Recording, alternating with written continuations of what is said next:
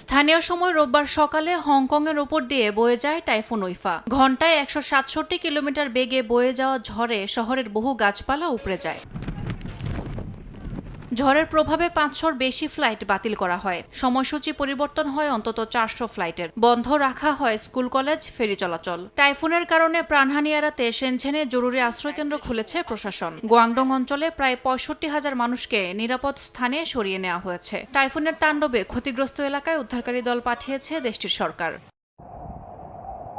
এদিকে কয়েকদিনের টানা বৃষ্টিতে বিপর্যস্ত হয়ে পড়েছে দক্ষিণ কোরিয়া। বেড়েছে মৃতের সংখ্যা। বন্যা কবলিত এলাকা থেকে প্রায় ১৩,০০০ মানুষকে নিরাপদ আশ্রয়ে সরিয়ে নেওয়া হয়েছে। এর মধ্যে প্রায় ৪,০০০ মানুষকে এখনও অস্থায়ী আশ্রয়কেন্দ্রে রাখা হয়েছে। দক্ষিণ কোরিয়ার কৃষি, খাদ্য ও গ্রামীণ বিষয়ক মন্ত্রণালয়ের তথ্য অনুযায়ী টানা বৃষ্টিতে প্রায় ২০,০০০ হেক্টর ফসলি জমি ক্ষতিগ্রস্ত হয়েছে। মারা গেছে প্রায় ৮,৭০,০০০ হাঁস মুরগি। যুক্তরাষ্ট্রের ওয়াশিংটন ডিসিতে ভারী বর্ষণে তলিয়ে গেছে কয়েকটি এলাকা। শনিবার দুপুরের দিকে শুরু হওয়া বৃষ্টির কারণে ভেঙে পড়েছে ড্রেনেজ ব্যবস্থা। রাজধানীর পাশাপাশি মেরিল্যান্ড অঙ্গরাজ্যের কিছু অংশেও একই পরিস্থিতি দেখা গেছে। আবহাওয়া অধিদপ্তর জানিয়েছে আগামী ২৪ ঘণ্টায় এমন পরিস্থিতি থাকতে পারে। ইয়াসমিন অনন্যা, সময় সংবাদ।